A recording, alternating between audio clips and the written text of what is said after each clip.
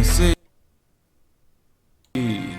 he gon' rack it up, get your game on, and he gon' bag it up. Y'all know Mooch on Mooch and Crap, Mooch and Crap, Mooch and Crap, Mooch and Crap. It's that time to get ready for the MMC show. Grab your coffee or your liquor, cause we ready to roll. They talking games, custom gadgets, and you already know. Dial that number, leave them questions, and away they go. Be a pony or a bot, the truth be it don't matter. We just gamers talking games, not those drama queens matters. So let's talk about gaming, news, leaks, and reviews. This a fan show on whatever topic y'all choose. True Xbox fans, and y'all know we bleed green. Yet we got every console we can play, everything. Got that Forza, got that Halo, got that Fallout, got that Kratos, got that Zelda, got that Spidey, got that AC, got it Ike, Mooch and Crap, Mooch and Crap, Mooch and Crap, Mooch and Crap. We just talking about games, no drama. That's how we do. MMC stays a show just for the people. Nostalgia is a hell of a drug to be a fiend to. Gaming is the #1 hobby we all keen to. Mooch and Crap, bringing gaming opinions and facts. MMC is back on the map. It's the best for show, and that's that. It's M and C. It's M and C. It's Mooch and Crap. It's Mooch and Crap. MMC is back. MMC is back. It's back. It's back. And y'all already know. Welcome to the MNC show, and we are live. We're not only live, but we're back, baby! It's going strong. It's Sunday morning. It is so good to be back on MNC, man. It has been about 2 weeks, and we'll get into why we've been kind of missing in action. A couple people are like, Mooch, you and Crap doing any more videos? Of course we're doing videos! Wednesday, Friday, Sunday. We took 2 weeks off. Crap, welcome, by the way. I want to welcome CrapGamer to the show. How are you doing? Yeah, I'm here. I'm ready to talk some gaming. There's some cool stuff to talk about. I always enjoy talking about this stuff, and I see that you've got Wolfenstein as a topic, which I think is pretty cool. Like, a lot of people were looking forward to that game, and it's kind of weird to see that it's not doing so well, and people aren't exactly thrilled with this game. For multiple reasons, Crap, right? Like, I heard forced co-op, or the co-op doesn't feel good or something like that. Well, the forced co-op seems forced. But at the same time, Crap, I think what it is, it seems rushed, right? Yeah. And, they're cranking those games out really fast. They are. What's the sense? Like, take your time. Nobody was sitting there going, I'm drooling for another Wolfenstein. Damn it! Yes. My problem with this, though, Crap, to be honest with you, is it seems rushed. Nobody was clamoring for it. And to be honest with you, you take a situation like Borderlands 3 where people were starving. They were starving. They're like, we need another Borderlands. It's been since last generation. Can we get some attention? And that I get. But this is not that situation. No, we've had 2 Wolfenstein games. And at the same time, we've had a tremendous amount of DLC. And we don't need a game right now. And then it seems forced. And they did what this is an interesting subject, Crap. And I know we both want to talk about it. And shout out to Guddang. Sully! Yo! Sully, great to have you back, buddy. And I'm glad that your PC is not only has he got a fixed PC, he's got a new and improved PC. So Guddang, welcome back, buddy. It's great to have you back on the show. Thank you. I appreciate it. July's been a horrible month, but I got everything set up again. OBS is kind of iffy right now, so it's MNC show light today for the OBS stuff, but next week we should be back up to where we were at. So... Well, there's nothing wrong with that, buddy. It's just great to have you back. And the PC that I saw you built is absolutely fantastic. But getting back to the subject here, I want to talk about this. Crap, this is something that's happening, and we're seeing it happen with Gears. We're seeing it happen with a couple of other games. The critiques that I'm seeing out there is they feel like this story was kind of pushed on gamers. It wasn't, and pardon me for not remembering, what's the protagonist's name in the prior BJ Blazkowicz? Blazkowicz, yes. Yeah. And I love that name too. BJ how do you not love it? Yes. How do you not love it? I mean, that when you just saw the character, he was badass. He made Bruce Willis look like a pansy. Yes. Okay? So all of a sudden you sit down, you're like, all right, I've got my energy drink. I've got my Doritos. Okay, you like that? I'm being very stereotypical here. Yes. Right? I'm ready to play. You're on brand, though. You're on brand, so it's all good. Thank you. Yes, correct. Yes. And I'm sitting there. I'm ready to play the game. And you get into it, And many of people, I'm talking about multiple reviewers across the board, have said that the daughters in this game that are the protagonists, it doesn't feel like Wolfenstein. And the problem with that is that's we become accustomed to that. I don't care if it's a movie. I don't care if it's this. I don't care if it's that. Like when you went to go see like, oh God, now I'm forgetting it there. Iron Man. And Iron Man, if Iron Man 4 was to come out and it wasn't Iron Man and it was one of the other people that are in the Iron Man suit right now, it doesn't feel like that movie. That's not what we paid for. So, you know what I mean? It's just kind of like, I myself personally, Crap, I feel like this is rushed. I feel it's kind of forced with the story. And then you throw on top of it, there's a lot of kind of oops and uh-ohs as far as the mechanics go. The game is just, and it's a disappointment for me because I got to be honest with you, I kind of wanted to play this game. I really did. Well, I mean, listen, we have this situation, and you kind of dance around it because you go, how can you really say this? But I'll just say it, I guess. I want the tap shoes. You go ahead and say it. Yeah. So I'll say it. So what's happening is, a lot of us don't have a problem playing as a female. I think you play as Lara Croft. That's great. Absolutely. She's No a long term. Yeah, she's a long time thing. But I think there's more of this thing where these developers are trying to force you to play as something else or someone else. And I think that's the part where it's kind of getting up. Like, if you just give people the option, usually, like when I played Mass Effect, I played as a female Shepard. It was not a big deal. You know what I'm saying? Like, I don't care so much about that, but it does seem like when you just switch your characters from like male to female, that there may be some kind of agenda push in there and some kind of political correctness going on there. So, we get it. Women are badasses too, but maybe do something new, right? This is what I mentioned the other day on Twitter, and I'm very careful with how I say stuff because I'm trying not to offend people, but I feel like shoehorning a certain group or whatever into a game or as a token type situation isn't good. Like people don't want that. Like, why not start from scratch with something brand new, right? Like you don't recast something. You don't recast something as who was a male into How about a female. An alternate storyline in the same world? It can happen. It can exist. That's what I'm saying, right? So that and hopefully that's not offensive. That's just how I feel. You know what I mean? Like, look, you don't have to totally recast Superman as a woman. This is just an example, right? Just make. And they already have a Superwoman or whatever. So just make your own. This is just an example, but just make from scratch a powerful female superhero just like that. Or, you know what I'm saying? Like, you don't have to totally ruin what you've already done. This is we don't know how Gears is going to be, right? But they are keeping it close to the vest. And again, we are growing a month away now from launch, and we've seen nothing on the campaign.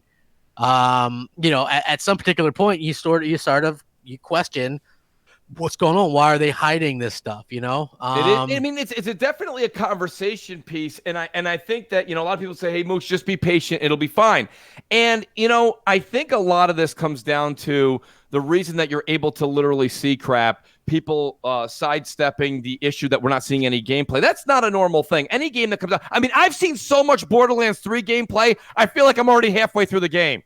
Yeah. Okay, so my whole point is that I think at this point, the reason that we don't have a soapbox to stand on or to harp on is because they're saying it's in Game Pass, don't worry about it. But that's not a good enough answer for me. Like, that's not a good enough answer because I feel like we're still paying for this game and we don't know what we're going to be playing as far as where we're going with the campaign. A lot of people, and listen, I put even more time into the tech test.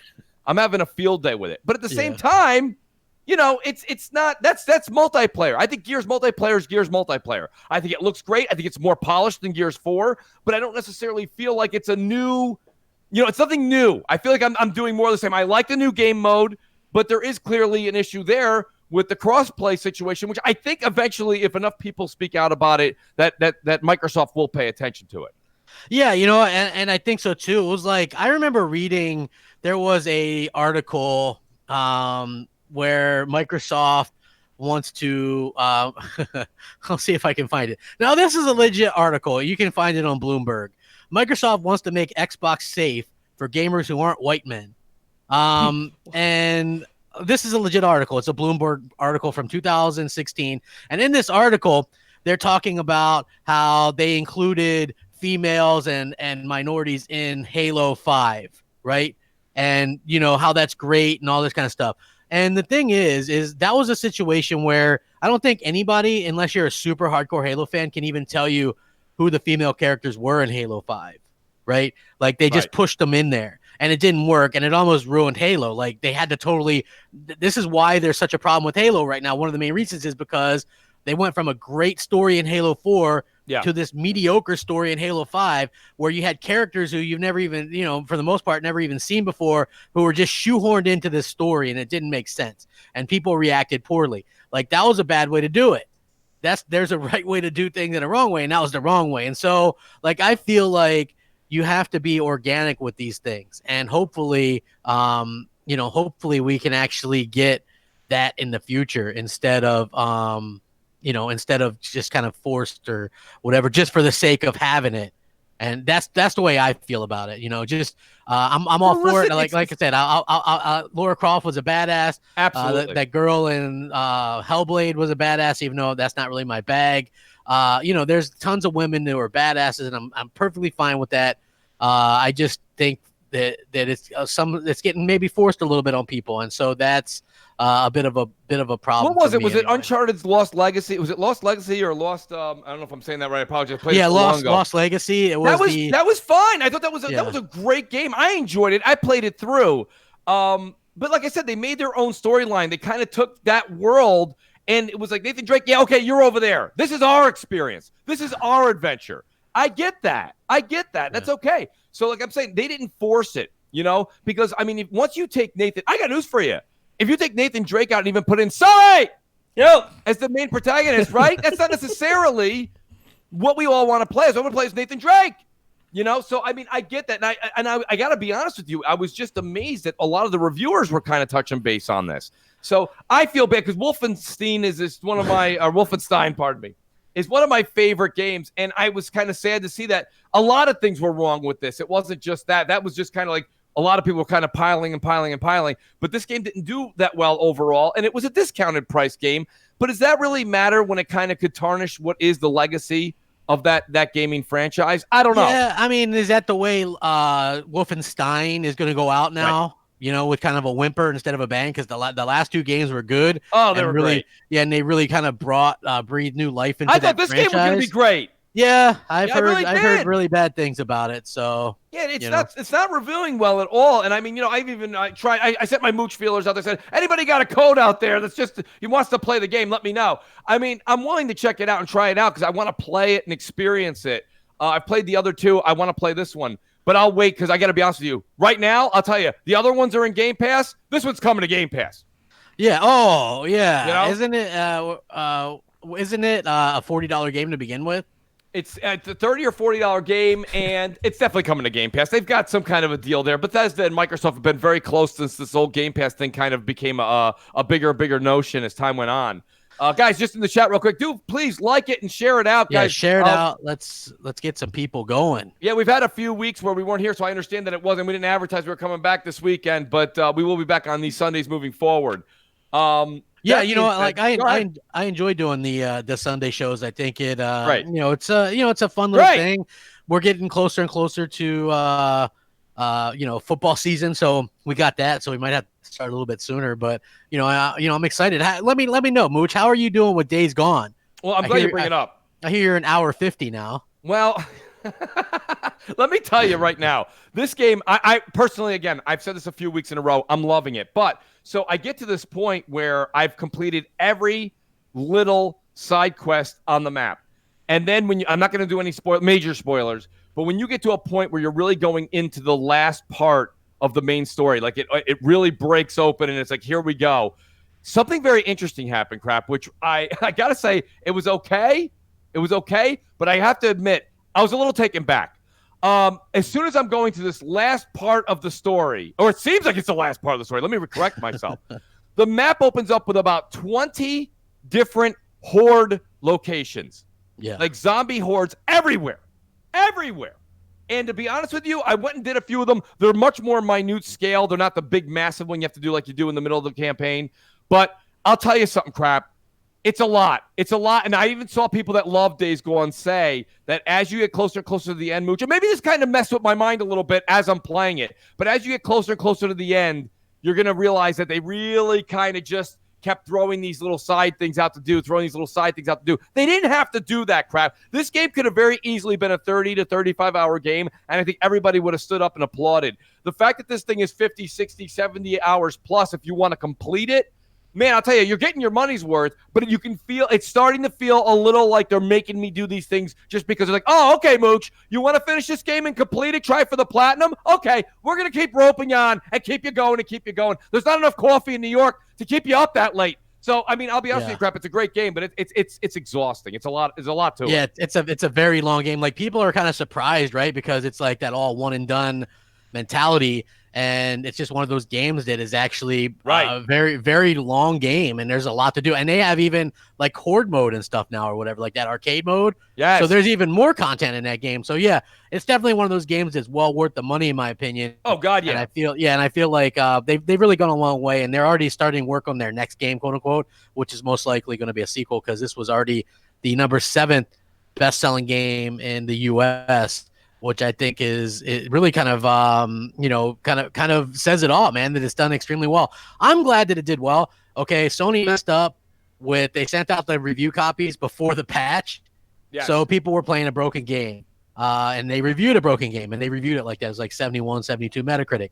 Had they done the right thing and patched it ahead of time, then you probably are looking at an 80 to 85 Metacritic game. And I've heard somewhere along the lines that's where Sony kind of had that internally. So they were disappointed with the meta, but they really liked the sales of it because that's that studio's first AAA IP in 25 years on the console anyway. So there is that to kind of think forward to as well. But, Mooch, I have a question for you. So next E3 should be pretty eventful. Absolutely. The Dying Light 2 developers, they've confirmed that it's coming to PlayStation 5 and Xbox Scarlett.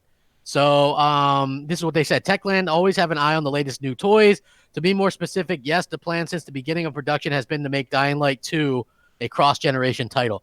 Now, this is important for a big reason for me. Yeah. A cross-gen title as opposed to a forward-compatible title, right? Meaning there'll be 2 different versions, yes. PS4, PS5, Xbox One, Xbox Scarlett.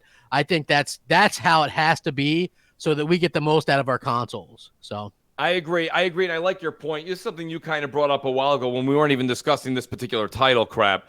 But yeah, not that I want to see anybody, including myself, you, or anybody in the chat or listening later. I don't want anyone to have to pay for the same game twice.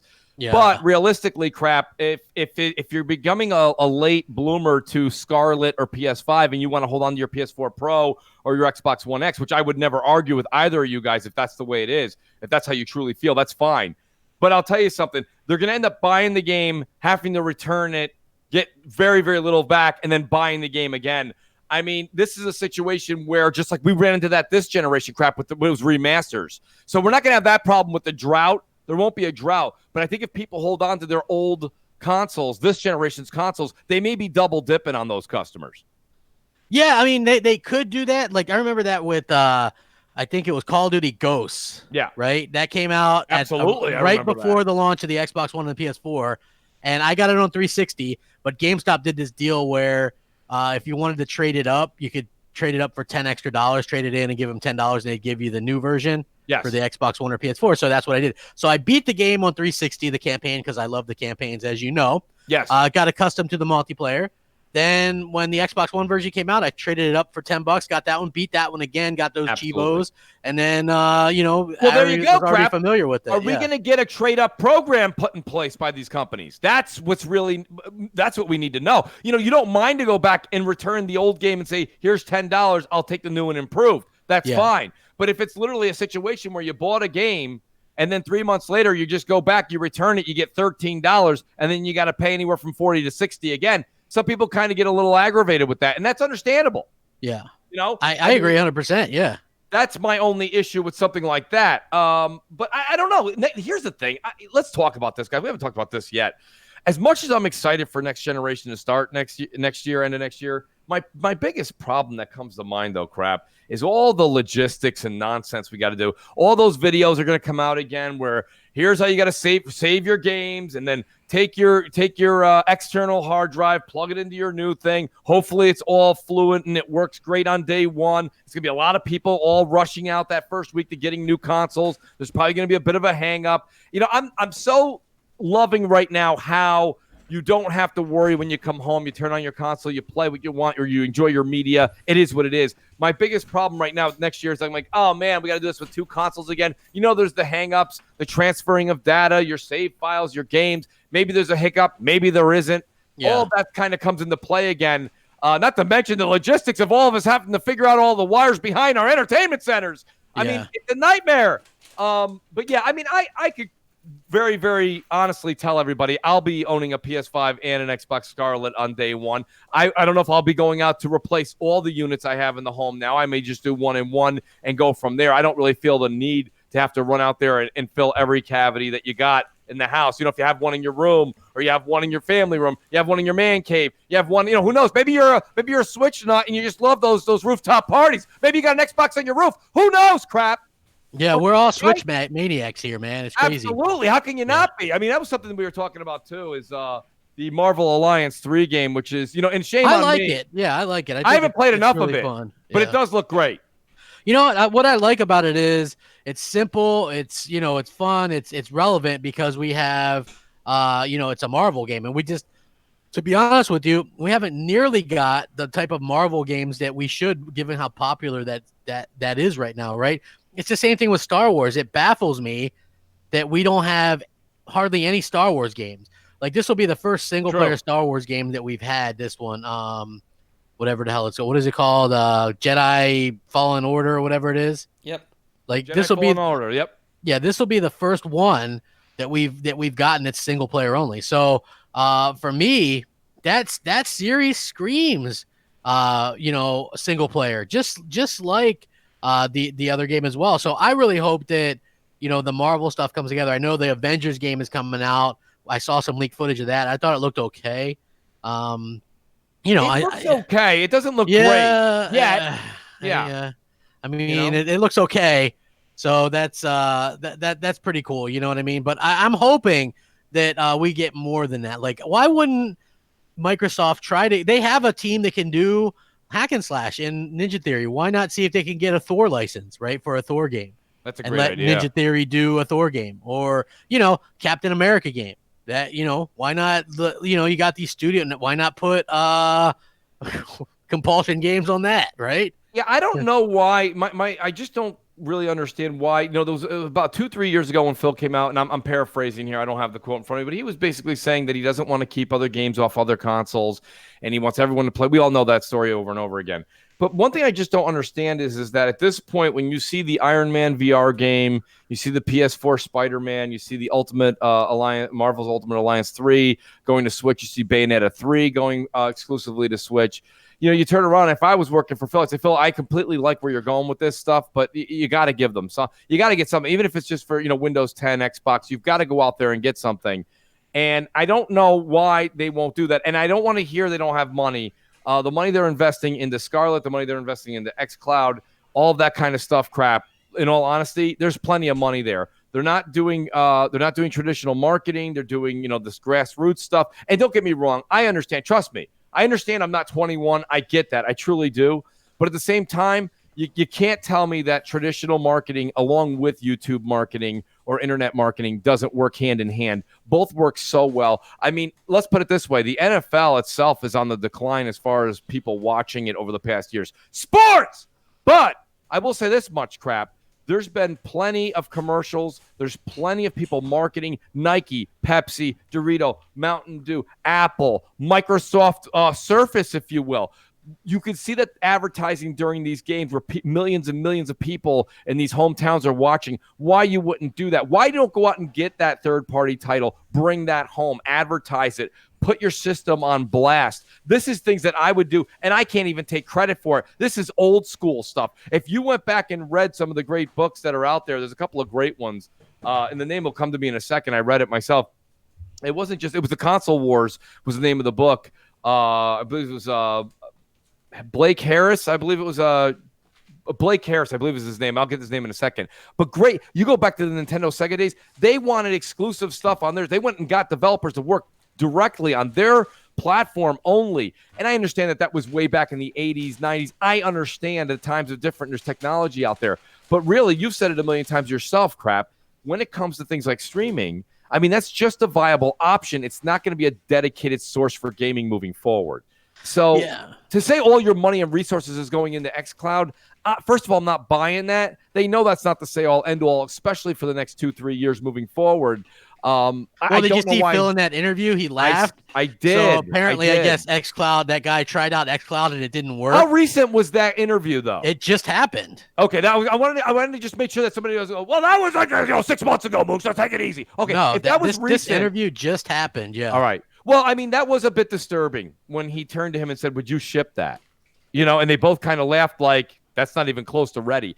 And, I've said this, and I'm glad you brought this up, Crap. I really want to put this out there. I am a huge supporter of XCloud, and I'm a huge supporter of Google Stadia. I went and I'm a founder. I went and put the $100 down, $129. I don't think that's a huge investment to try it out. I think that, and I don't know, after seeing that interview with Phil, I'm thinking maybe Google's a little bit more confident in what they're going to launch this fall. Because I haven't heard anything about Google. To be honest with you, I think the only reason Phil's talking right now is because nobody's talking about XCloud. Nobody's talking about Stadia. These things, in my opinion, are DOA. I don't think they're DOA, Crap. I think they're done. Crap, let me just give you guys an example real quick, Crap. There's restaurants all over every fine city. Does that mean that we shouldn't have a food truck?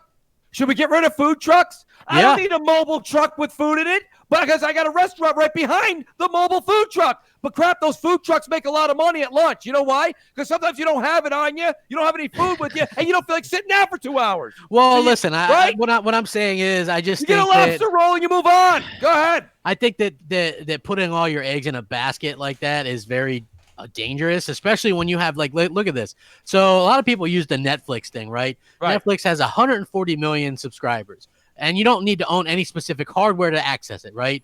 You don't need to own anything.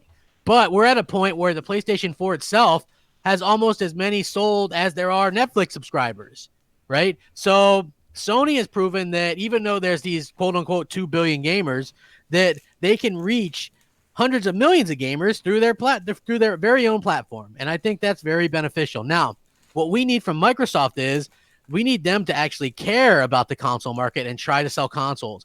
Otherwise, it's bad for everybody. Do we really want Sony to run everything, right? No. Like to dictate everything? No, we don't need that. If Microsoft literally doesn't care if we buy their stuff, then Sony is free to do whatever they want. Yeah. And I think that's going to be bad. Listen, maybe you like crossplay between consoles. Do you think if Microsoft only sells 15 million Scarletts and Sony sells 150 million PS5s, that developers are going to care what Microsoft wants? No. I'm telling you. We learned that the hard way this generation. Exactly. They're going to cater to the console leader, which is going to be Sony. That's why we need the competition. Competition is great. If we didn't have competition, then everything runs amok and we lose out. Like if there wasn't PlayStation Plus giving free games, we would have never got free games with gold, right? Like you have to have that ebb and flow. They do sales on Xbox, they do sales on PlayStation. What happens if Microsoft's not doing sales on Xbox?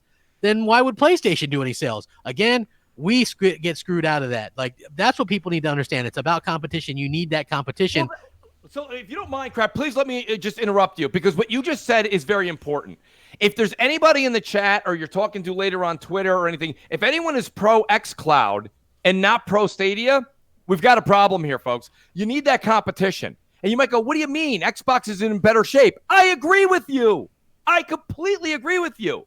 I also think Google's going to do something that we don't know what's coming yet. And I don't think we'll see that major announcement till E3 next year. I really don't, Crap, because they're doing like a soft launch. They're doing a soft launch. Yeah. Okay. I think you're going to see some exclusive content, big time exclusive content. Okay? Well, I just found it funny, Phil's reaction. But you need to have them. Oh, no, yeah, and we should talk about that. We really should. I just say we need them both to exist because if there's no Google Stadia, what's driving Xbox to give you that best xCloud, right? What's giving them that best xCloud experience for you, the gamer? They are definitely threatened by Google Stadia, even though everyone says, no, that's impossible, Mooch. Xbox has games, but they are, and that's a good thing. It keeps the product top tier. You want that competition, but my question has always been, did they worry too much about Google Stadia and at the expense of their console fans, right? Like I believe that was the case, and then Stadia. Like, I think there was that rumor going around that Google was going to do a console too, right? Like, they were going to introduce both, and I thought they would have had a much better chance. if you saw their AMA, their Reddit thing, Yeah. they were very wishy-washy on what happens to your games if they close down. Like you lose them. You're probably going to lose some. For me personally, listen, you've said 800. I've got 200 and something or 300 and something games. Listen, I'm not going to have 300 Google Stadia games.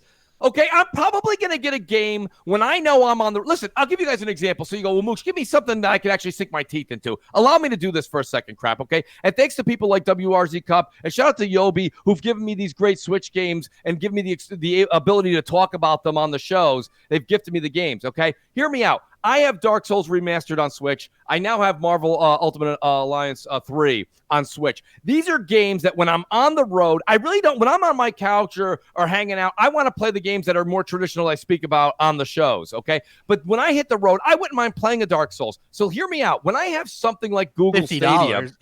Right, yeah, exactly, right? Yeah. Well, it's on sale this week. It's $52.99. Yeah, I heard it was $48.79 this week. Listen. I'll be really honest with you, though, Crap. You take this Google Stadia or XCloud on the road, and you have a game dedicated to something that you play on your own. It doesn't mean you're going to be playing Call of Duty. It doesn't mean you're going to be playing Halo or Gears. I get it. You're not going to be playing with your friends on Google Stadia. They say you can, but I personally won't. It'll be a game that when I am on the road, I don't feel like always playing just an 8-bit or a 16-bit side scroller, okay? I want to step my game up and play something that I've wanted to play, whether it be a 1080p, etc., due to, what's going on as far as internet connections. So what I'm saying to you is I don't think Google Stadia is dead. I also will not sit here, Crap. I made that promise to you all the way back when it was first announced. I will not sell it to you either. I won't. Because I know, first of all, you're not interested.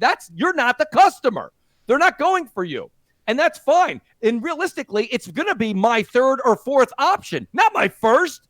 But when I'm on the road to take the controller out there and I can use it on anything, it's definitely worthwhile. Now, the question is, we've got to get back to Phil's interview. Okay, the guy asked him, hey, why don't you stamp beta on it and just ship it? People know that it'll have problems. Now, I thought that was kind of funny, and he was really kind of baiting Phil on. Phil's answer is actually accurate and true. You don't slap beta on it, and the thing is just not working. That's just, puts a bad taste in everyone's mouth day one. But it was a little alarming to see Phil say, you want me to ship that? That sounded like what you just played, you want me to ship that? That made it sound like he was talking about his competitor, but he was actually talking about his product. Yeah. Well, why would they invest in an IP just to put it on their competitor, right? On a competing platform.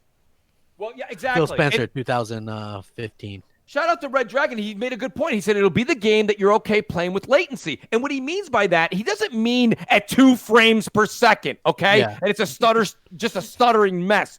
What he's trying to say, in all honesty, is what I'm saying. Let's just take Borderlands 3, right? Probably a bad example, but ride with me on this one, guys. Borderlands 3 is a lot of fun with 2, 3, 4 people joining you. However, Crap, I'm going to be really, really frank with you. I really enjoy playing Borderlands 2, sometimes solo. It's just a me thing. I dig it. It's a game I can get into. So Borderlands 3, let's say me and you have a co-op thing we're going through. All of a sudden, I'm on the road for a week, and I say, oh, you know what? Crap's not going to be able to play this week anyways. I'm not going to be able to do it. All right, I'm going to start my own. And I go out there and I enjoy this game wholeheartedly with, yes, okay, I'm not getting my 60 frames. It's stutter-steppering at 45 or it's 50, and I'm noticing it's not as great as it is at home, but I got news for you. It's much better than me playing an 8-bit version of Mario jumping up and down, okay? So I don't mind that, and that's, I think, what Red Dragon's talking about. That's what I'm saying. I'm okay with that at this point, and it'll only get better with time. I mean, we'll have to see how it works out. Like, I'm just like, for me personally, I'm kind of what's the one, bullish on it? Is that the bad one, or is it bearish? I don't know which one it is. But who knows? like on the whole streaming thing. Did you like Matt Priscatella, who I think we both follow? Yes. He tweeted out this article. 31% of U.S. homes don't even have a broadband connection, let alone a connection. Yeah, 31%. That's huge. That's not even counting the rest of the world. So and I also saw this other article about 5G where people are using it, and it's super fast, but then it can drop like at a drop of a hat, right? Like they're saying this stuff's not going to be decent for 10 years. Oh, I think that's a bit far fetched, but that's okay. I can roll with that. Yeah, I can roll with it. I'm just saying, Crap. I think that you give this thing a year, okay? And I really, really think in a year, this thing is going to make a decent turnaround. I know there's going to be a lot of criticism this fall, whether it be Xbox or Google. Really, everyone's going to absolutely be like, told you, Mooch, it's an absolute disaster. Yeah. You know, but it's not a disaster. It needs time. And what it needs more than anything, Crap, is it needs to have Microsoft and Google doing it in parallel. Because if one's not there to cancel the other one out, you're going to get a shit show on one side. I think you need games, so like you need great content, right? So I bring this up because a lot of people are like, oh crap, you're so negative on Xbox lately. And I'm like, well, tell me this, guys and girls. Anybody in the chat, you feel free to tell me this as well. Why is Xbox not selling at all? Like nobody's buying an Xbox. It's selling under 100K a month in the US right now, like under 100K. Like it's doing really bad. It dropped 50% year on year. So why is it that Xbox isn't doing, like, people are like, wait till next gen, it's good, a fresh start. And that used to be the case, right? Because we'd have to, like Phil says, we'd put our old console in the closet, put our old games away. We'd have to get new games. We don't got to do that anymore, right? So what's a fresh start going to do for Xbox? If the most powerful box in the Xbox One X, the cheapest box in the Xbox One S, the services, the play anywhere, the game passes, the backwards compatibility, if none of that stuff helped Xbox, what's going to help them next gen? I have yet to hear anybody tell me what's going to help them. You know what's going to help them? If they have amazing content and they go out fearless and announce a bunch of stuff, right? Like they've got to announce so much stuff that it blows people away.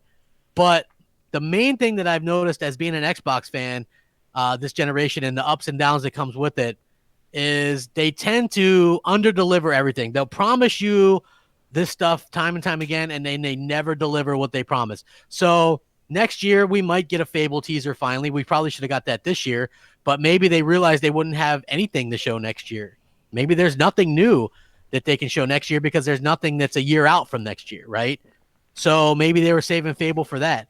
Is Fable alone enough to get people amped up? A Fable and a Halo and a Forza? I don't know if that is. I'll be honest with you, Crap. I think next, and I know I'm not trying to do the stereotypical answer of wait till next. I'm not going to say wait till next E3. I would say that realistically, even though Phil said he was going to have one hell of a blockbuster E3 this year, which we know was kind of lackluster, I really think that it's because Sony wasn't there. They're going to show a tremendous amount of games next year. I mean, I can almost bank on that. Because here's the thing, Crap. Why, even though they said what they said, and you can hold that against them, because they did say it, okay? But at the same time, why would they go ahead and reveal their cards this year? There's no competition there. Nobody was there. So they're going to do this. They know that. You've said it yourself. Sony's going to talk about the Spider-Man 2. They're going to talk about God of War 2. They're going to talk about Horizon Zero Dawn 2. Okay, they're going to talk about all these games that are coming out. And who knows, maybe Ghost of Tsushima ends up being a PS5 launch title. We don't even know.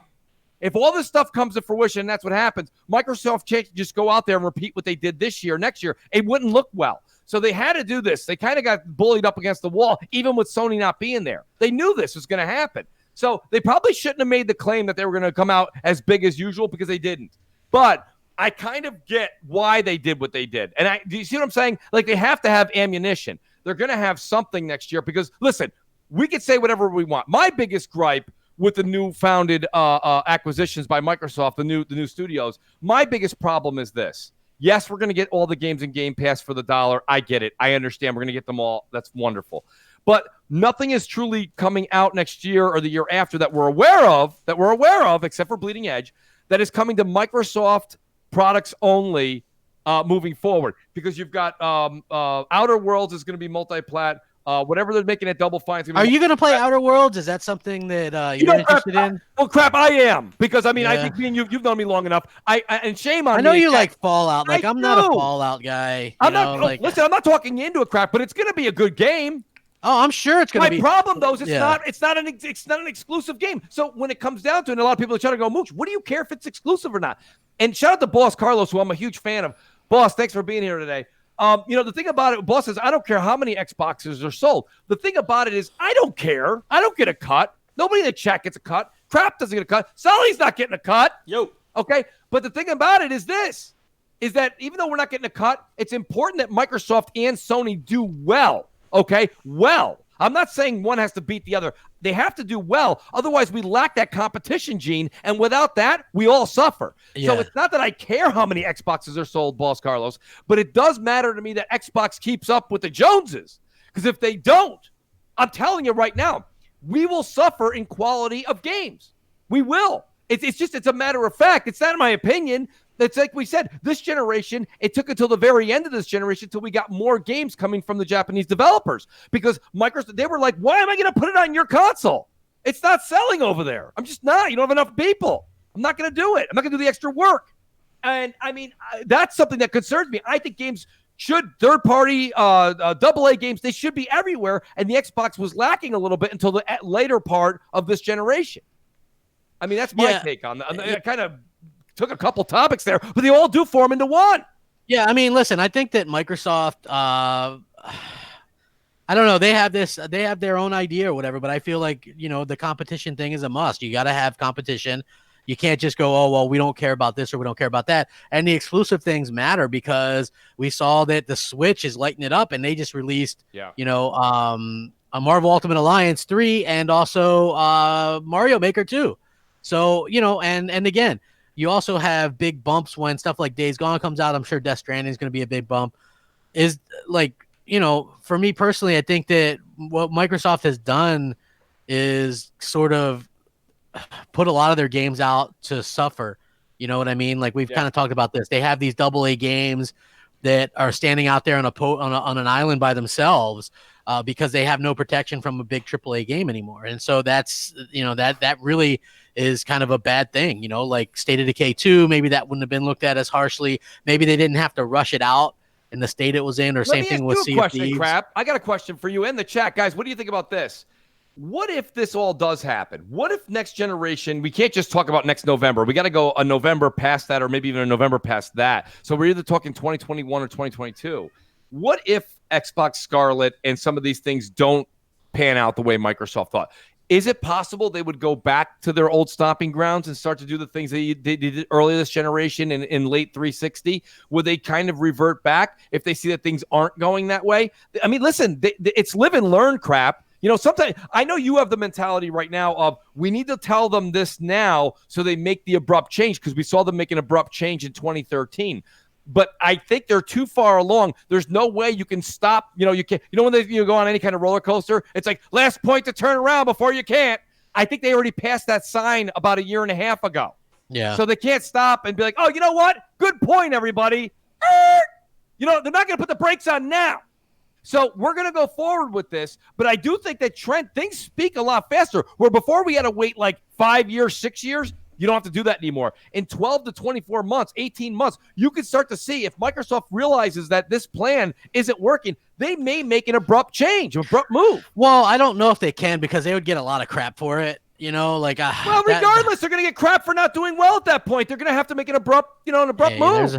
There's always a new metric. Like, look, Mooch, I would have never thought that there would have been a way to spin a 50% loss on your console hardware sales. But apparently, people are just fatigued out on the Xbox, waiting for the next one. Well, listen, I'll give you this much, and I said this on Xbox Nation. I'll go ahead and say what they said wasn't wrong, but here's the thing, crap, because everybody gets fatigued last year of a generation. What's alarming here is the number, okay? 48 to 50% decrease in sales. What was it by this quarter? That's not good. And you can go ahead, listen, PR people are paid. They're paid a lot of money to spin things positively. And you know what? Bravo, for the first time ever, somebody at Microsoft in the PR department really did a hell of a job. But the point of the matter is that that's alarming, because whatever I'm pretty sure PS4s are also declined in this quarter. But guess what? The number's probably 13%, maybe 10%, maybe it's 15%, maybe 20%. This but week, it's not 50. Maybe even tomorrow, we're going to get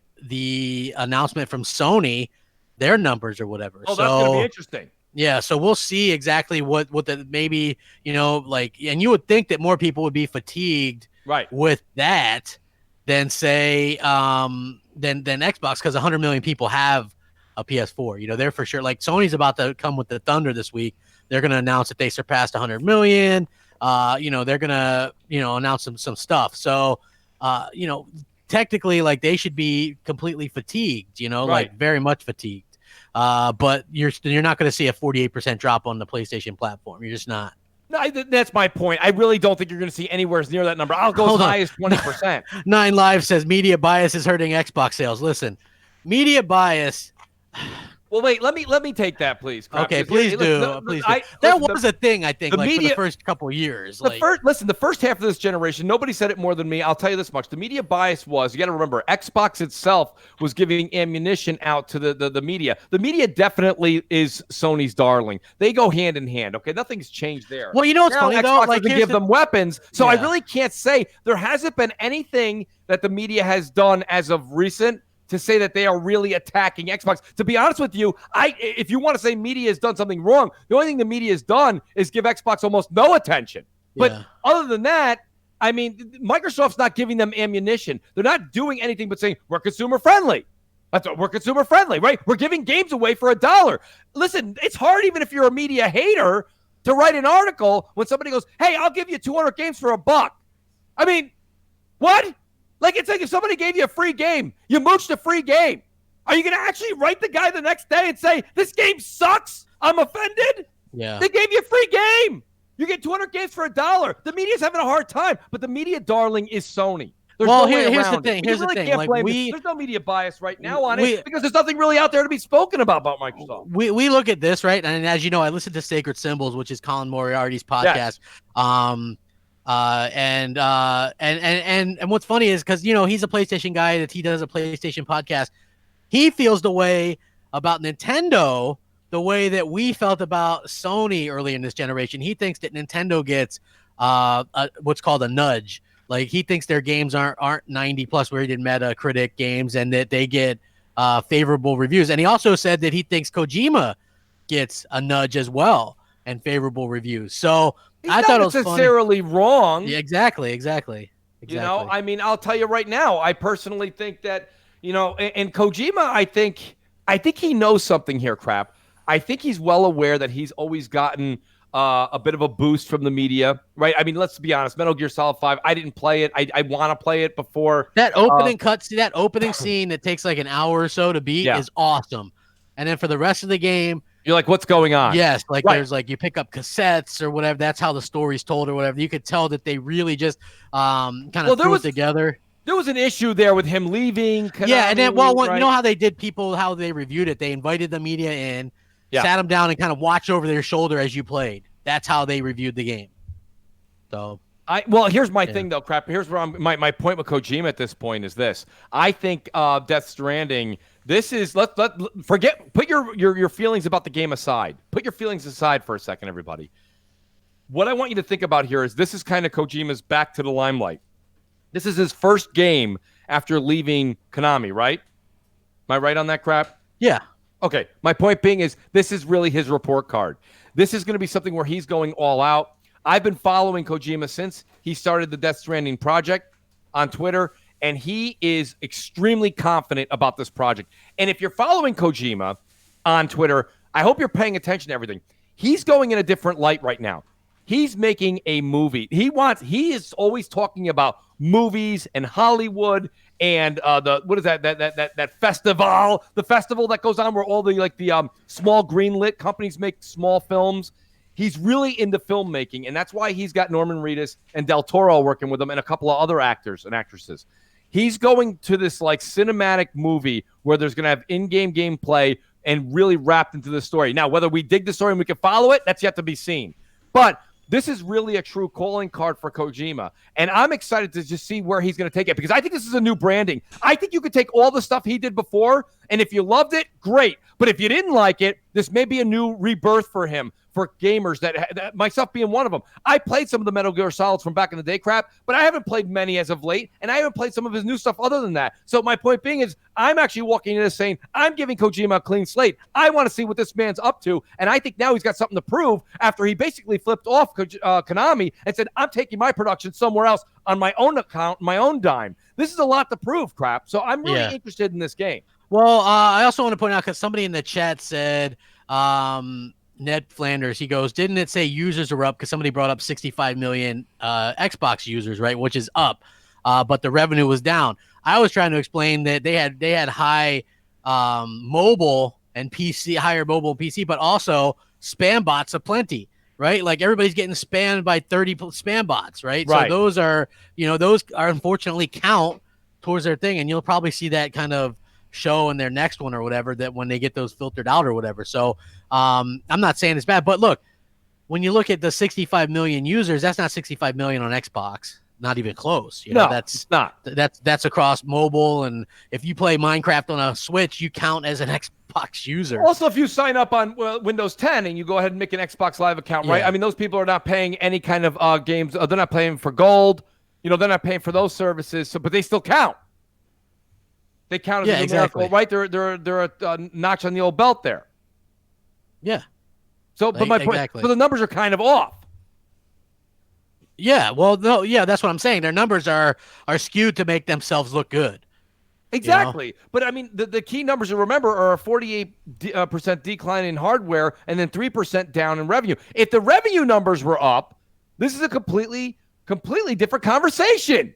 Yeah. You know, because then you say, well, listen, Mooch, whatever you guys are saying, I hear it, but they're still capitalizing and they're moving in the right direction. And shout out to Red Dragon in the chat. He said, you know, these numbers are coming off of bad numbers from last quarter. So if, you know, and I don't have all the quarters in front of me, you know what I mean? I don't have the NASDAQ up while I'm podcasting. Okay. But I mean, my point being is that, like, I'm just saying this is showing a trend in decline, and anybody that does follow the market or follows trends, that's not a good thing. And I think it comes back to what you were saying. What is it that Scarlett next generation, what's going to make or entice new gamers or Sony or Switch only gamers come over to Xbox? And that's something that I don't know if Mike and Phil and company have done a good job putting forward. We've seen all these great games that are acquired, right? These new studios, but a lot of these games are available on the PlayStation.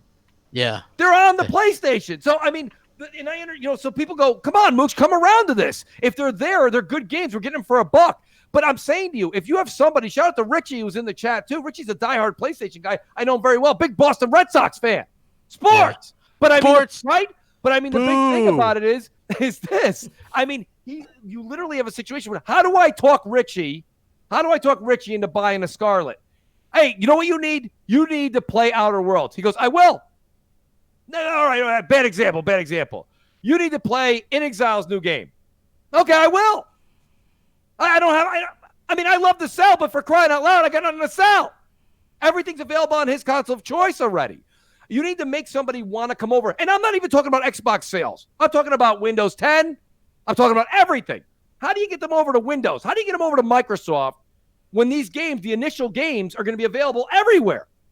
Now, those companies might make Xbox and Windows 10 games exclusively after these games, but now you're talking 2022, 2023, and that's a long wait. You know, people are going to say, well, I'll buy a PS5, and when 2023 comes and I can't get it on a PS5, then I'll buy an Xbox when it's discounted. And you know what? Again, maybe that's not a problem, but if you wait, and there he is, there's Richie in the chat. He says, exactly. I've been trying to get Richie to come over to Xbox for a while, and he's like, why? You know, he's like, I don't have a reason. And I'm like, you're going to play this game? And he goes, well, he's got a better one. So, you know, I mean, this is the point, and I said this a while ago, and this is good news for Microsoft. Listen to this, like, wholeheartedly. Listen to this why not double dip? Offer your Game Pass I agree. to Windows folks. Right, listen, Game Pass didn't exist 2 years ago. Windows gamers, PC gamers, weren't getting Halo and Gears at all. PC and Steam, done. It's like you used to have to spend $100 to get the ultimate access to their games, and now it's like it's almost as if Microsoft wants to transition people away from game ownership completely. Well, I think crap, listen, and a lot of people don't want to hear this. I think it'll be a true tell come next generation on how Scarlett does. If Scarlett doesn't do very well, I could see them saying, listen, we're going to be the Xbox you've always known and loved, but we're just going to be an app. You know, we're going to be Game Pass. And we're going to make games, and we're going to throw them on Game Pass. And guess what? You can play your Game Pass. This is where I think Stadia is really going to launch. You know, not to go back, but it is an important thing. I read an article on this, and it was fantastic. It was really how they thought. It was completely made. It's not coming from Google. This is somebody's opinion piece, but it was fantastic. What they're thinking is because Google Stadia doesn't have the game studios, they don't have the first-party studios, they're not going to be able to buy 18 third-party exclusive deals, right? That's crazy. So what are they going to do, crap? They're going to take PS Now. They're going to take Game Pass. They're going to take this. They're going to take that. They're going to take EA Access. They're going to take Origins.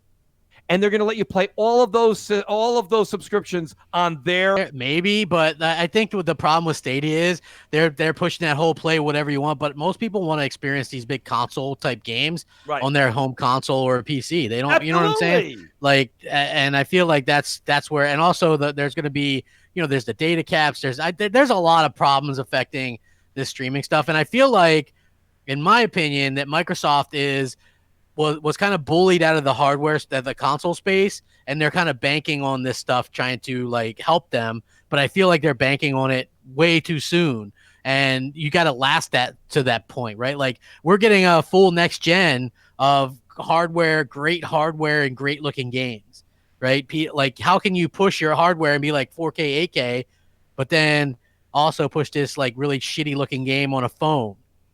Like to me. It does, like one of the things, and I did this yesterday. Like people that follow me on Twitter might have saw it.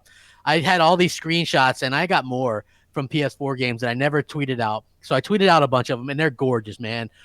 Even Uncharted 4 on a base PS4 looks better than days ahead of anything on Xbox One X, in my opinion. Right? Even on the base PS4, it looks better than anything Microsoft's put out on the X. So with that being said, it's really stunning when you see games made for a console, specifically that console, right? Right. Whereas Microsoft's games are made for PC, variable PCs, variable consoles, 3 different types of consoles. It's gotta work on that launch one too.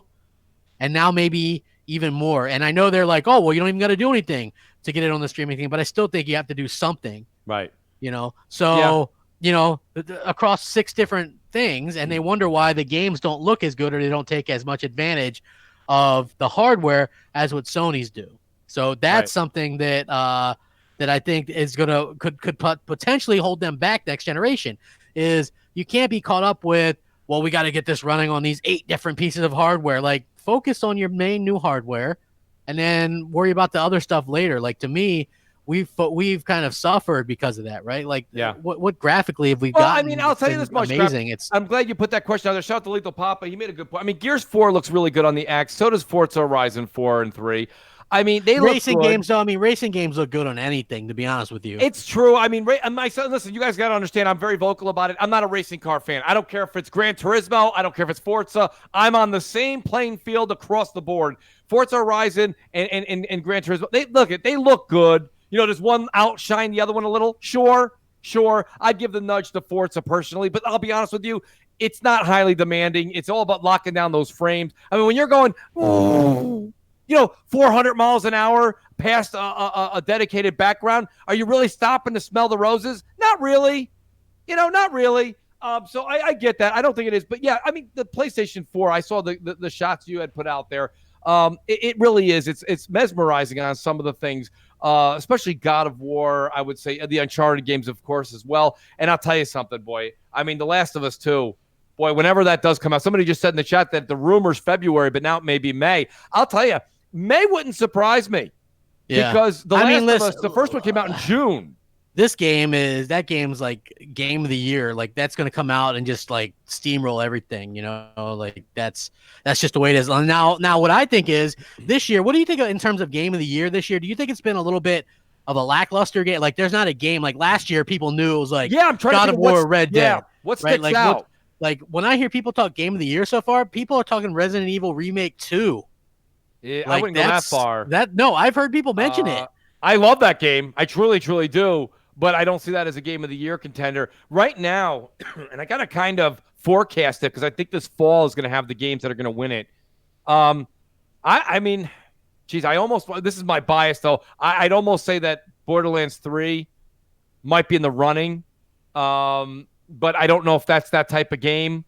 It's definitely it won't be a game like Days Gone. No, it won't. Yeah. I don't think Gears is going to get that nudge. I don't think Gears has ever really been a game of the year contender as far as media is concerned. Yeah, the first couple were, but I don't think a fifth in a series is going to get that rub. Like if you look at who does the Game Awards, Jeff Keighley, he's real good friends with Kojima, so I would fully expect Death Stranding to be in the running for Game of the Year. Death Stranding listen, guys, whether you like Death Stranding or not, just be ready. Personally, I'm telling you, be ready. one of the 5 games that's going to be brought up is definitely going to be Death Stranding. That's going to be in the running. I don't care if you turn that game on and immediately goes to the finalized credits. Like, you just turn it on and it's over. Like, it's no game. It's still going to be game of the year because somebody else put an artistic spin on it. But yeah, I mean, that's my take on that. I don't know, Crap. That's a great point. Yeah. What this Some year, people are saying that Shadows Die Twice game is a good game. That's going to be on there too. Yeah. But I don't know if that's going to lock down game of the year. Those action type games, I don't know if that's necessarily it. Usually for game of the year, you're looking for something that's got the story, some history. I mean, boy, last year was just, it was a toss up at the end there between Red Dead and God of War. Yeah.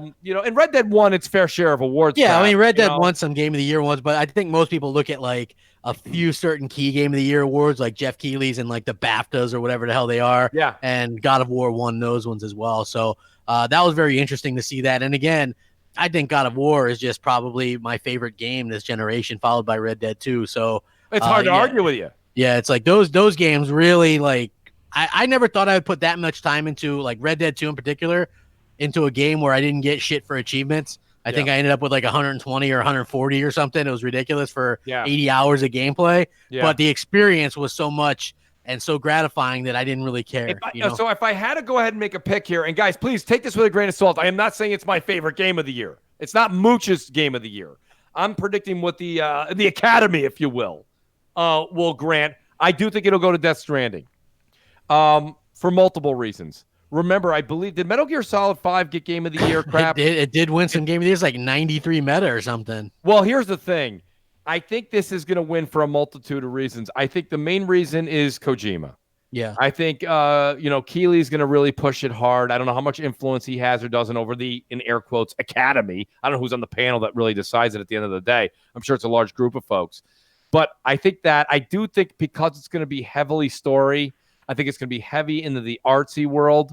And I think the game will be extremely polished crap. You take those combinations, that's got Game of the Year written all over it. You know what I mean? Exactly. Lethal Papa said it. Agreed. Just his name alone. And not just that, Lethal. It's not just the name. It's the rebirth of Kojima. It's the rebirth of Kojima underneath the shadowing of Konami. Yeah. That right there in itself, okay, folks, is where I'm coming up with this. I'm not saying it's not my game of the year, but I'm saying I think it's going to win Game of the Year for those particular reasons. Just the way I thought that Metal Gear 5 won, it got such high ratings because people felt bad for him and his situation with Konami. I feel like this game will also get sort of that rub. I think it's going to be really and it's a new IP or whatever. I don't know. It's so weird. It's really weird. It is. I don't know what it's what's about. Weird about it? It's so weird that we've seen so much about it, and we don't still don't know. Yeah, like that's. I agree 100%. But let me tell you guys something. Let me tell you something. Real quick, crap. I've seen the commercial now for the new Quentin Tarantino movie. I've seen that commercial about 70 times. I have no idea. In Hollywood, yeah. I have no idea what that's about. I agree. No clue. When a Quentin Tarantino movie comes out, you either go see it or don't talk about it. Because you have no idea what you're talking about. Kojima is the video game version of Quentin Tarantino. Yeah. Okay. Do you remember Quentin Tarantino? I'm really dating myself. When he came out with that movie, 4 Rooms. Good luck watching that commercial and telling people about it. Good luck. Yeah. Yeah. It's about 4 rooms, and there was people in it, and there was a story, end scene. What? You know what I mean? Like, what? So I really think that's Kojima. Kojima is the Quentin Tarantino of video games. And that's why, crap, you run into some Quentin Tarantino fans out there, and they're big-time fans, crap. Like, they're like, don't talk about him unless it's positive. Yeah. And there's certain people that are like, I'd be rather caught dead than watch a Quentin Tarantino movie. That's Kojima's legacy in the gaming world. Yeah. You love him or you don't. But he's definitely always going to be in contention for Game of the Year. And Quentin Tarantino, a lot of his movies have been nominated for Movie of the Year. I think he might have even won one. Yeah, I agree. I don't want to swear to it, but I think he was definitely up there. I agree. I agree 100%. Hey, everybody, hit the like button, share it out. We do appreciate it. It's gonna, it's been a couple weeks since we've been back or whatever, and we appreciate you guys following us out and doing this stuff. Sully, what game have you been playing that you think is great? Great. I haven't been playing much. This month has been horrible. I haven't actually. This month I haven't gamed that much. I mean, it's really slim pickings. I mean, Fallout 4. I've been playing that. That's about it. I mean, so nothing new so far. Oh, I feel so That's got to bad. be killing you, Sully. It is. It is killing me. Usually he's on his 700th hour of some sort of game that usually only takes about 100 hours. Yeah. It's sad. That's unbelievable. It's a sad month for Sully. I miss Sully. Well, Sully, now that everything's under control again, Right. and I see that all coming back, I see it every day on Twitter. It's going to be, what game? All right, let's put it this way, Sully. What game are you going to be playing more than likely this upcoming fall? You've got that Stranding. You've got Gears 5. You got Borderlands 3. You've got the new Call of Duty. Well, I shouldn't say new Call of Duty. It's going to be a revamped version of Modern Warfare, which absolutely looks, let me use the word everyone's saying. It looks breathtaking. Okay? It really does. So where are you leaning towards this upcoming fall? Well, actually, I already got my list going. Outer Worlds, I'll be playing this fall. I'm a big Fallout guy. Gears 5, of course. Greedfall, that's a Witcher-like game. If you guys don't know what Greedfall is, check that out. That game is going to be big. Where's that available? Never heard of it. It comes out that same time as Gears 5. It's like, oh my gosh, it's around September 10th or something. Are you serious? And Borderlands 3. Go check out the trailer, Greedfall. It looks pretty good. I mean, it's like, whoa, it's a big open-world Witcher 3-like game with Who's guns. the developer? Some smaller studio. It's a AA studio, Spiders or something like that. But I looked at the trailer. Choice and consequence, romance. I mean, Witcher 3 open combat. I mean, that's what it looks like to me. So, well, you know what, Sully? I left a couple games out there, and shout out to Timeless Soldier who put this out there. Doom Eternal launches this year too, crap. Yep. And you've got right, and on top of that, we've got now it'll Control. Yeah. I'm looking forward to getting that too. Control. Absolutely. PS4, baby. Let's go. I got news for you. I said this for Red Dead Redemption 2. I'll say it again here. I mean, listen, we've all got to think about, being the consumer first. Now, if Control gets more content for the same dollar amount on the PlayStation 4, that's probably where I'd try it out. Why not? I mean, literally, I got news for you guys. If I'm going in line and I'm usually starving. You guys know I'm always starving, right? If I'm in line and one guy says to me, hey, look you come over here to my place, I give you the free fries. Same price. And over here, the fries cost more, or they don't even have fries, I might not even be in the mood for fries. I'm going where they're giving me the fries. So what I'm saying to you is I got to go where they're giving me more content. And that goes for Xbox, goes for Nintendo, it goes for Sony. And I really wish that Phil and company they can do all they want to do with this futuristic plan they have. I'm fine with it. But they should grab some content for the Xbox Windows crowd. And that's something that you're going to see here on even maybe something as simplistic as Control, which I originally thought, I really thought Control was going to go completely under the radar. Yeah, but people are talking about it. They are. They really are. I think that's really good. I think that the game, maybe it's going to be what, what's up, Quantum Matt? Break. Yeah, maybe it's going to be what Quantum Break should have been. That's fine. Yeah, because I think Quantum Break was good, but I feel like one of the big problems with Quantum Break was the TV stuff. And even though I kind of liked it, it was one of those things where the game itself was only like 4 hours. That's the thing. It wasn't a long game. Yeah. The emphasis was put on the movies, which, by the way, guys, listen, I got news for you. I'm not going to sit here and tell you guys to go back and play it. But the movie was great. Yeah, I it was pretty enjoyed good. it. I did. I really did. I like that they got big mainstream actors. They didn't goof around. They didn't get Mooch and Crap to play the antagonist and protagonist. Yeah. Okay. They went and got real actors that are fantastic on screen. But I think you make a good point here, Crap. Think about this for a second. Control very well may be the game that we've wanted. They're going to take Quantum Break, and now they've had 5 years or 4 years to really expand on that world and really get that engine up to where they wanted and locking and freezing time.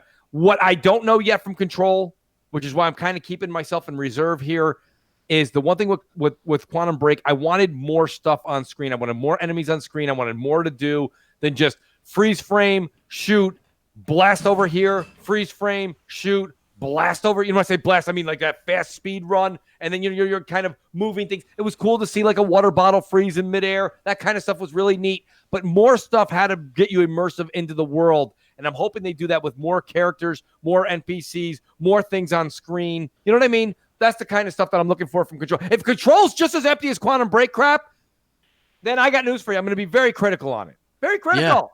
Yeah. I agree 100%. Like you've got to have, just like with like some of those earlier games or whatever, where there's not a lot of people in it, like those Batman Arkham games, right? Yeah. One of my main complaints with those games are that they lack like people in the world. It doesn't feel like a real world, you know? They're just kind of blah, you know? Right. So, Right. yeah. I agree. Well, Matty J in the chat here, he says, crap, Mooch, does having Game Pass Ultimate well into next gen influence your day one purchase of Scarlett? Curious what you guys think. Myself personally, no, I'm going to have a Scarlett. I know Crap has mentioned he's kind of in a wait and see pattern, which I don't blame. And Yeah. Crap's not the only one. I've actually talked to many Xbox fans that are saying they're in a wait and see pattern. They want to kind of know more about what Well, Xbox has in I'll be store. honest. They could have sold me on this E3. All they had to do was what they did, which was Scarlett. It's coming next holiday. It's going to be great. Eats monsters for breakfast, blah, blah, blah. Here's Halo, and then we're going to tease 4 other games. You know, Albion. Right. Little index card. Why something not? else, you know? Yeah, maybe even a tech demo. Remember when the PS4 came out and the Detroit Become Human developer had that wizard tech demo? Yes. And people were like, holy shit. Yeah, what's like, that? show us a tech demo. People Drop still ducks, talking about it. drop ducks in the water in the bathtub like the PS2 did. Emotions chip or whatever, right? Like you could have had people hyped up for your console and your games. Instead, you've got people like me who, you know, look, this is not a knock on anybody. I'm very intelligent. You can look at what the developer, like people go, well, Microsoft bought all these studios. What do you think they're doing? Well, I think a lot of them are doing multi-platform titles. You Right. know, Obsidian, they're doing Outer Exile. Worlds. In Exile is doing a couple multiplats. Double Fine's doing multiplats. Minecraft Dungeons is multiplats. We Happy Few developer, they're still working on We Happy Few DLC before they start something new. Ninja Theory, they're doing Bleeding Edge, and I guess they're doing something else. And then you have, I guess, The Initiative. But what are they doing? Like, it's going to take probably 4 or 5 years for them to come to completion. They just started, I guess, this year. So you think for a new AAA IP, 4 to 5 years, you know, 2024. Like, you're not going to see anything Right. from them till 2023. Shown at E3 because the way Phil is. So when are we going to actually see some of this stuff? And people might go, oh, well, I don't have a problem waiting to 2023. When you factor in that we haven't actually gotten a new AAA announcement since 2015, that's 8 years. Well, let me ask you this. You know, we keep talking about Phil doesn't want to release or show games without, 12 to 18 months prior. Here's the thing. After seeing that interview that kind of launched yesterday or the day before that, or very recent, where he was kind of, he's like, would you ship that when it came about, right? Yeah. Do you think it's possible? I saw that and something, boom, came right to my mind. I said, I think XCloud is pushed further out. I don't know if they're going to launch this October. They're November. going to do some local things. I think they're really going to limit the amount of Maybe people. some insider folks can try it, not necessarily going out to the masses. Yeah. I mean, I'll agree. tell you something, and I don't know. I really don't know. And it's a shame that Google isn't putting more out there right now. We're not hearing anything from the media either. But I think Google being where they are and they got to be feeling confident because they did ask Google. They said, do you feel that you guys need to have another beta or another, trial period? They said, no, we don't. We're going to go ahead and launch this November, period. And okay, so they're either going to launch to some very serious growing pains or they're pretty locked in with they've got a decent product ready to launch, ready to ship. And Phil, I don't think XCloud is. I really feel like Google rushed Microsoft to doing this. And you might go, Mooch, how do you keep saying this? Let me tell you how. They had the E3 stage all to themselves. Forget the games. Phil doesn't like to report games early. Okay, we got that. That's old news. Let's talk about new news. They had the whole stage to themselves. We were told it was going to be a 2-hour show. It ended up being about an hour and 36 minutes or something like that. Pardon me if I'm off by a few minutes, but it wasn't 2 hours. And when it came to XCloud, they really didn't talk a lot about it. They really didn't. Not for the stage time they had available. I really think that Google launching this November puts Microsoft in a situation they're not comfortable with, crap. I really think that they wanted to wait a little bit longer. Maybe they would have kind of bled it out slowly to, like I said, insider, then alpha, then beta, and really had this slow, gradual into 2020. And now because Google Stadia is like, we're doing it. Because when you're the first out the gate, it's a big deal. And you might go, no, Mooch, it doesn't matter. Not true. Okay, the 360 came out before the PS3, and it was a massive influence moving forward. Yes, other things got kind of built up to why the 360 took off, but that year off really, really put them in the lead. Every console company knows that. Every service, every developer knows that. So Google coming out in November, crap, and saying, nope, we don't need a beta. We're launching. We'll have more services in 2020, but we're launching this day. Microsoft doesn't have that opportunity to wait now, because if they wait too long, they're really going to lose. They're going to lose a lot of people that go, you know what? I'll buy some third-party games on Stadia. Maybe I won't buy them on Xbox. Who knows? Yeah. But I feel like they were rushed.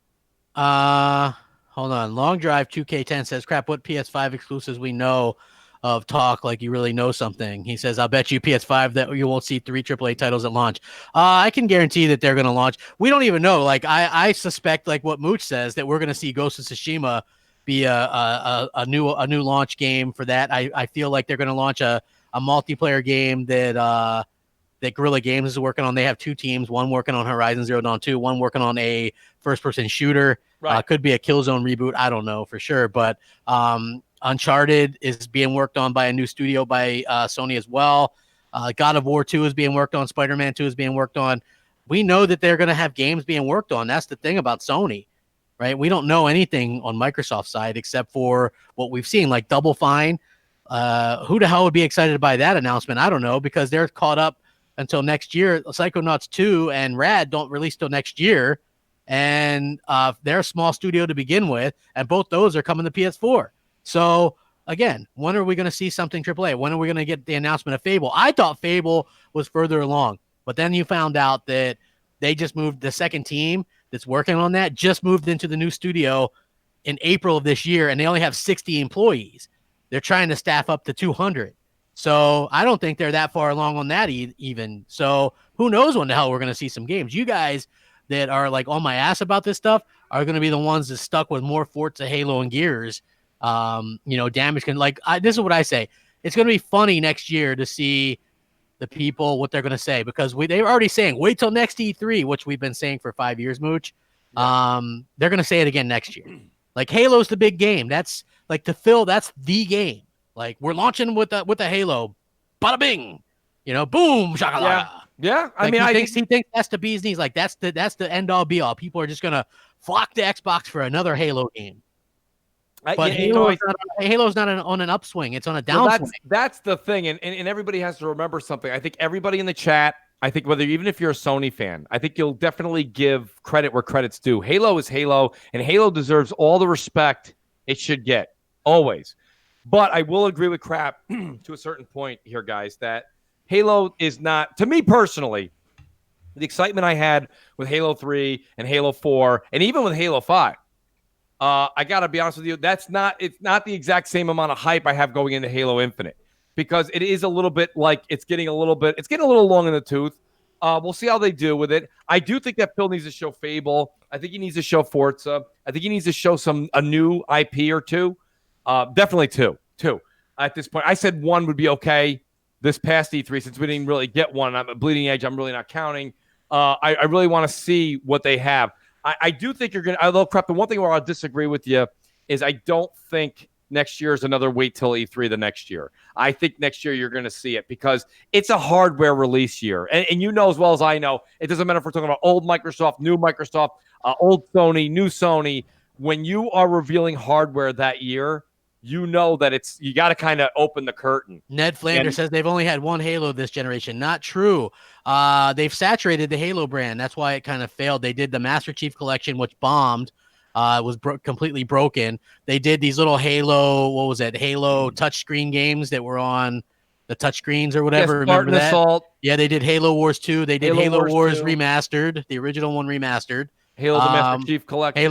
Yep, and then Halo 5. So they've realistically had like 4 Halo games out in a very short amount of time. I mean, in all honesty, the ones that we've mentioned don't really hold up a big candle to, like, Halo 5 would be the one that you say going forward, right? I mean, like, when people say, well, there's only been one Uncharted released this generation, you could say Lost Legacy as well.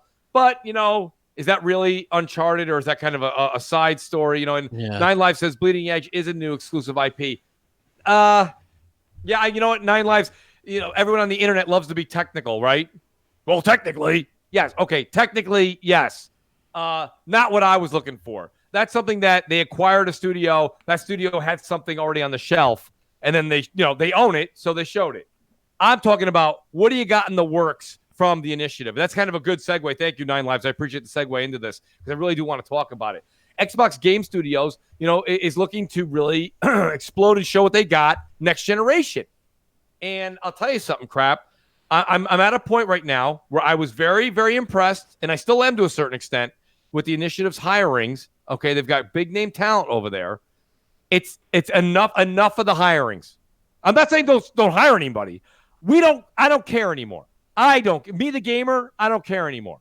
At this point, the resume is so stacked, getting more and more top tier guys and gals doesn't honestly make me feel better as a gamer. At this point, give me a screenshot, give me a title, show the controller and a guy's hand working on something. Do something. I don't care what you do. You don't have to even listen to me. Do something I'm not even mentioning. But I don't need to hear that the best of the best with honors is coming over from this company to the initiative. I get it. You got the dream team. But let me tell you this much, Crap, okay? Except for the dream team that was put together for the U.S. Olympics, it was about 6 or 7 years ago. Hey, leave me alone. We won 2 rings in just a little over 10 years. Okay? That's hard to do. My point being is this. We had the Eagles go out about 6-7 years ago, and they put together a dream team. A dream team. And they didn't do shit. Okay? Sometimes when you've got all these A-listers coming together, you've got an alpha. You got an alpha mentality. That's not easy to put on paper sometimes. You take all the top-tier guys from all these and gals from all these top companies, and they're sitting at a round table, and they're like, I see the direction of this game going this way. And they're like, hey, that's really great, Martin. That's great. You know what? I kind of see it going completely over there. Well, I'm really glad you said that, Sally. I'm still sticking to my guns. After all, I've got all these awards. I made God of War. Well, yeah, that's really nice, but I created Tomb Raider. Well, hold on. You guys are forgetting something over here. I made GTA 5. You can't have all these personalities. So they may have a hard time putting all this stuff onto a digital canvas. So what I'm saying is I'm done seeing the dream team. I got it. You got a dream team. Now do me a favor, okay? Whether it's the Eagles with their dream team or it's the initiative with theirs, I want to see results. The Eagles couldn't do it. They had to dismember all those dream team guys.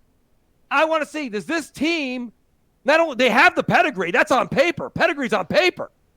But can you take it now where you're working in your individual groups and now come over as the alpha dog and put that onto a digital canvas? I haven't seen anything yet. So what I'm asking, if anyone's listening from the initiative or from Xbox, is I've had enough. I got it. You've got a hell of a team assembled. Now, give me a title. Give me a screenshot. Show me what you're working on. Give me an idea. You can do something I'm not even saying. I'm completely being at your mercy, but you have to show us something. I don't need to look at the roster anymore. I got it. You got a great team. What are you putting on the digital canvas for me to play and experience and keep me around? That's all. And I think everybody in the chat would agree with that. Nobody's arguing they don't have a great team. It's a great team. Yeah. Now show us something. That's all I'm saying, right? I didn't even want, like, people misunderstood myself when I was complaining. I didn't even want 5 announcements, man. I just wanted confirm the Fable and 1 new AAA IP with some kind of single player. You know, like, that's it. Like, it doesn't have to be single player only, but show us something with some sort of single player element as well that you guys actually spent some time and money on, right? Like, the big problem that Microsoft has is their games, if they're not geared towards a Halo, have zero investment in them almost, right? Like, look at the facts. Like Recore, that, you know, it's like a really low quality. State of Decay 2, it's low quality game. Sorry, Sully. Boo! Just throw that in there.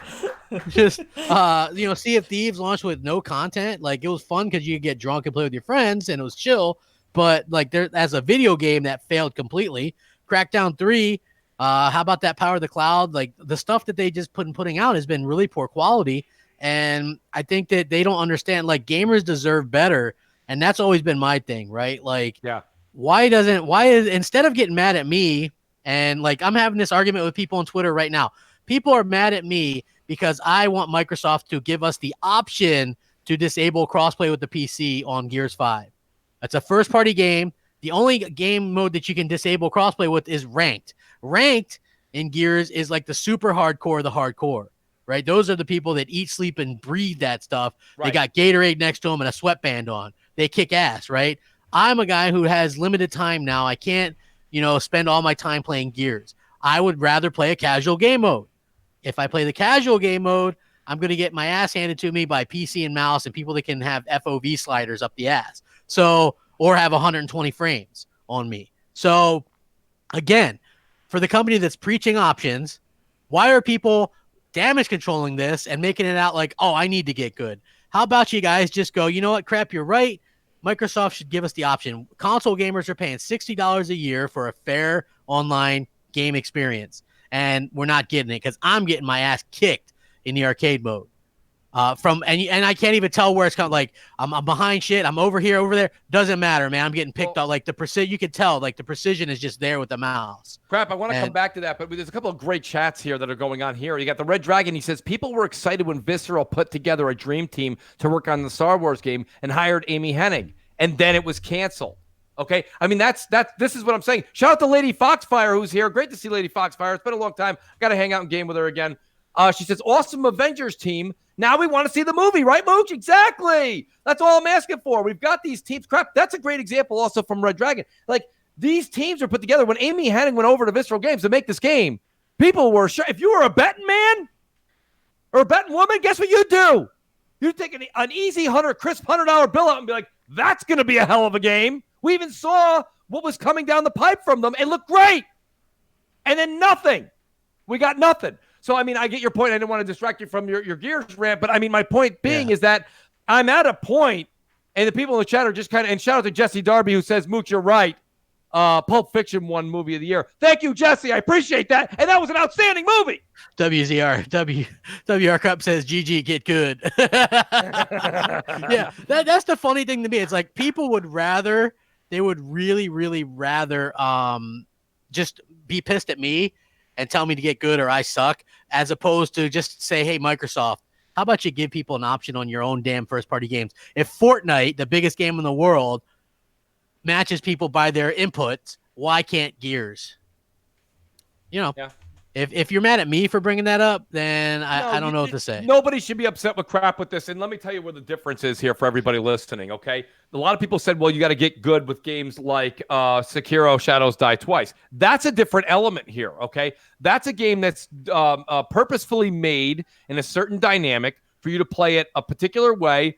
And you do have to get good at it, and you do have to practice at it, or it doesn't work. This isn't that scenario. This is a situation where the game has always existed with a controller, and now it's moving over to keyboard and mouse, and they're combining this and saying, well, it's harmony, isn't it? It's not. Now, myself personally, I've been playing, and I'll say this much. I can't see. There's no designation next to anybody's name when you're playing, or I haven't seen it anyways, when you're in the lobbies to see who's playing on PC or console. I played, a good 12, 13, 14 rounds of arcade yesterday on Gears 5 Tech Test with Noof Nukem. Shout out to Noof Nukem. Boom, kaboom! He's usually in the room, but he's not here today. In the room. Not yet. Yeah. But I mean, my point being is, Noof was there too. My point being is that sometimes, you win some, you lose some. Sometimes you might not be matched up with. Right. I don't know. That's what I'm trying to say. I don't know. But they are out there in the wild. I mean, Microsoft's saying that it's supposed to be happening, that arcade mode is happening with console and PC in harmony. And what a lot of people are saying is, I'm not feeling that harmony the same way that you may be feeling it up in Redmond. Yeah. So I don't really blame you there, crap. It's a different situation, guys. So you really can't turn around to somebody and say, get good. This is a different situation. This is where hardware, and what I mean by hardware is keyboard and mouse, gives an advantage. This isn't opinion. This is fact, right? I mean, and if it's not, the internet will tell me I'm wrong. But I believe it's fact that keyboard and mouse. I don't remember the last time on a Windows device I ever went to go click the little X in the corner to close a window and missed. I never went to go close a window and it said, womp, womp, womp, game over. Okay? I never missed the X. Yeah. So my point being is when you're taking your cursor and you're pointing it at somebody's head from a long distance shot, generally you make the shot.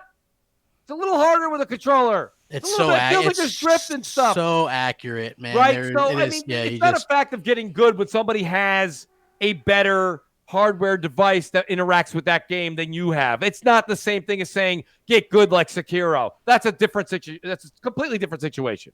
Yeah. You know? That's all I'm saying, right? Like, don't get pissed at me for bringing that up. Like, we should have that option to to actually go out there and turn that off if we want to.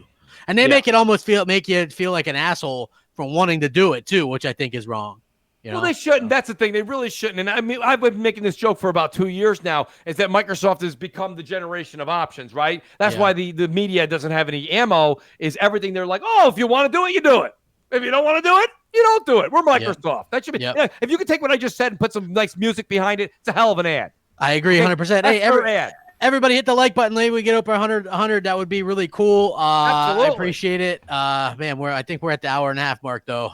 We are hitting that hour and a half mark, guys. And next week, guys, I want to say this while we have everybody here, because we say it at the end sometimes, and everybody's kind of like, guys, really, M&C show, we really, truly love it. I love the dynamic. I love the audience. Guys, please do call in. Sully will put the information. Sully, don't even explain it. Just put the address in the chat as I talk about it. You don't even have to explain the this and the that. Just put it in the chat right now. We'll tweet it out later, too. But make sure you guys go ahead and leave Sully a voicemail.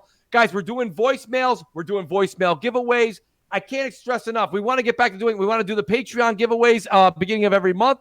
We'll probably start that in August next month. This month was going to be the month we started back, but we've been off for 2 or 3 weeks because we were just getting Sully's PC up to snuff and getting things working again.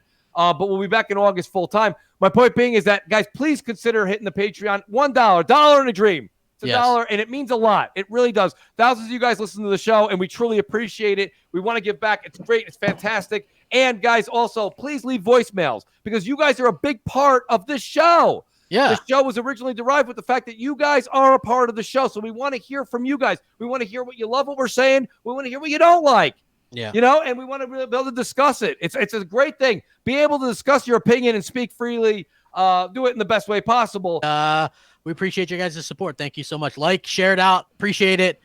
We love hearing from you guys. Let us know. Maybe you're pissed off at mouse and keyboard support. I'd love to hear your guys' thoughts on it. Absolutely. Like so many people just argue with me about stuff without giving me their thoughts. I always ask this, like, when do you, the fans, think we'll see a new AAA IP announced? And when will one come out? And what studio is going to be the first to do that Microsoft has, right? Just by going by the facts that we know. Like, I would love to hear somebody discuss that like logically with me instead of just being pissed off, So exactly. I would love to hear that. And that's what this show's all about, guys. Spread the word, spread the love. Let people know M&C's. It's about the show is all about you guys. It's about people in the chat. It's about everyone's comments. And it's about people that listen later. Because even if you didn't listen to us live, let me tell you right now, you guys listening later, you have just as much of an opinion. You don't have to be in the live chat.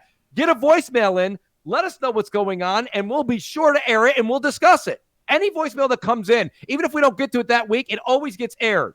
Yeah. So that's an important thing for us. It's important to me. I know it's important to Sully and Crap as well. So my point being is this. Get those voicemails in. Sully, anything you want to add as far as your channel, letting people know you're back? I'm back. I'll be doing videos regularly again, and voicemails are coming back next week. It was just setting up this new PC. It was crazy. I got everything down. See you all next week.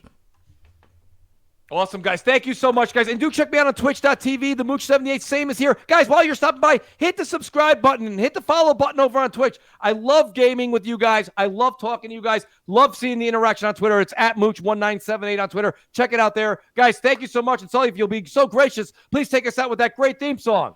Here we go. Thanks, guys. Have a great Sunday. It's MNC. He gon' rack it up, get your game on, and he gon' bag it up. Y'all know what Mooch on, Mooch and Crap. Mooch and Crap. Mooch and Crap. Mooch and Crap. It's that time to get ready for the MMC show. Grab your coffee or your liquor, cause we ready to roll. They talking games, custom gadgets, and you already know. Dial that number, leave them questions, and away they go. Be a pony or a bot, the truth be it don't matter. We just gamers talking games, not those drama queens matters. So let's talk about gaming, news, leaks, and reviews. This a fan show on whatever topic y'all choose.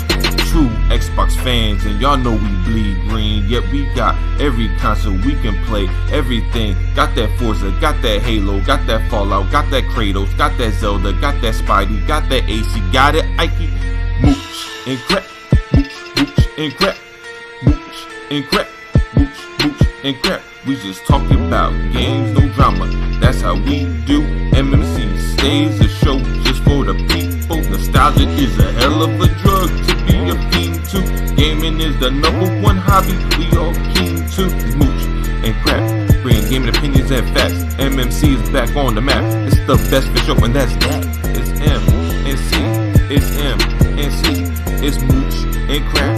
It's Mooch and Crap. MMC is back.